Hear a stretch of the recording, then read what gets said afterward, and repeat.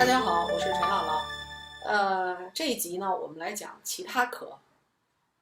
小儿呢，当然是有寒咳，也有热咳。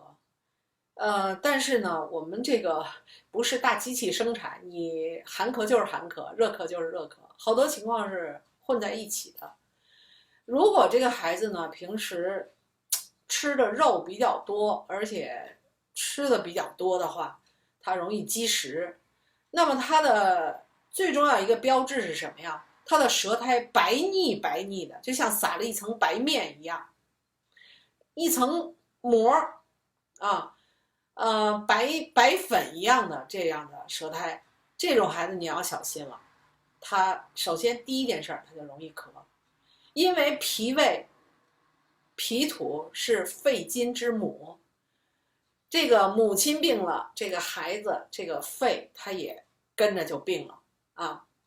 所以说呢，祖宗有一句话，要想小儿安，这个三分饥和寒啊，孩子不能比你穿的多盖的多，他吃饭也就吃个7、8成饱，不能使劲的让他去吃，任性的去吃，家长一定要把握。一看舌苔白了，他就积食了。那么这种情况赶紧捏脊啊，清脾胃清大肠。那么如果没来得及，这孩子就开始咳嗽了。这个时候就算有一个风吹草动，他就开始也许就风寒咳嗽了。很多情况呢，它是杂糅在一起啊。那么像这种积食咳，你第一件事就是清脾胃，变干清大肠。然后呢，甚至他就是非常厉害的严重的孩子，你给他倒着捏脊，就是从上往下捏脊，给他泄一泄啊。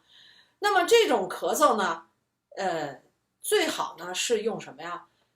逆运八卦，逆运八卦，还有呢什么呀？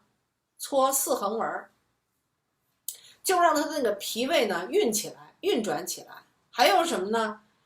先清理脾胃，把它脾胃清理啊。还有的呢是清板门，清板门就是往下清，变干再加上清大肠，就让他这个脾胃吧马上清理干净了，让他干净净的休息休息啊，恢复正常运转。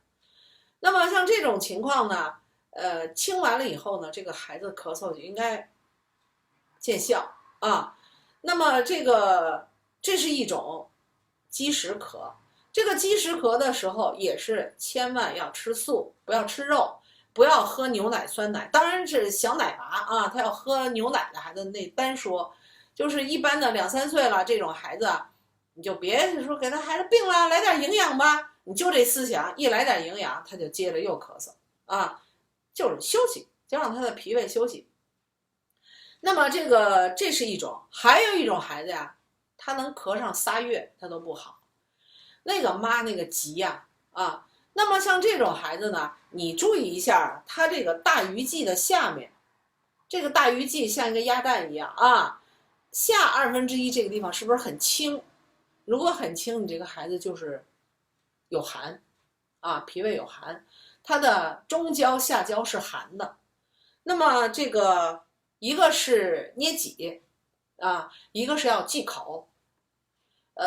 那么像这个要恢复他的脾胃，干嘛呢？喝小米粥，喝小米汤，上面那一层粥皮，那一层粥油是最好的东西。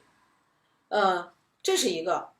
还有呢，就是我刚才说的，他能咳上3月他都不好，他已经呢，这个就是这种孩子啊。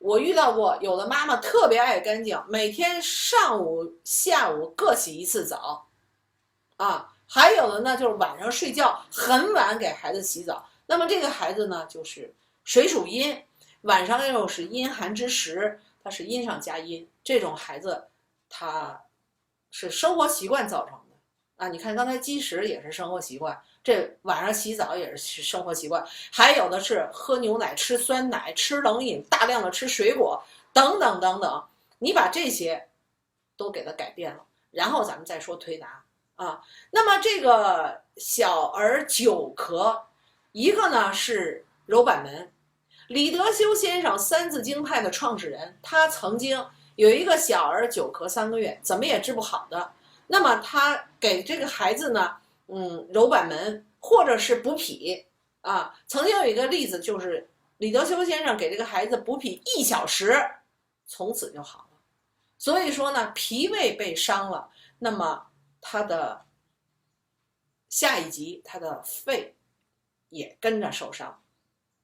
还有一种就是小儿久咳的体穴，我们不讲辩证啊，不讲阴阳表里，它就叫做奢剑滑体穴，效果很好啊。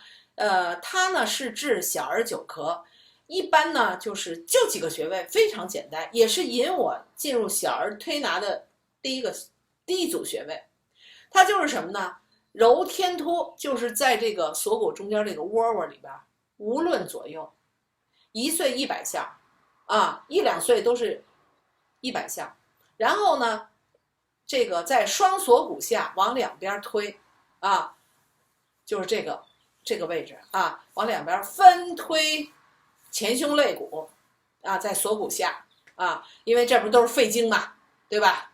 很多重要的穴位嘛啊，我呢是要求一定要推到过肩膀啊，过肩膀，因为肺经都在这儿，从这儿拐弯下来的啊。然后呢就是风门肺腧，就在大椎下边，大椎一低头最大的那个棘突，往下数第2个棘突，第2个棘突的下面往两边开1指半，那么就是孩子的1指半啊，病人的1指半，这就是风门。再往下第3个棘突，棘突的下面再往两边开1指半，这就是肺腧。当时我不知道肺腧风门在哪儿，我就上下推，就是这样推。我想反正我能推到风门肺腧啊，这样推。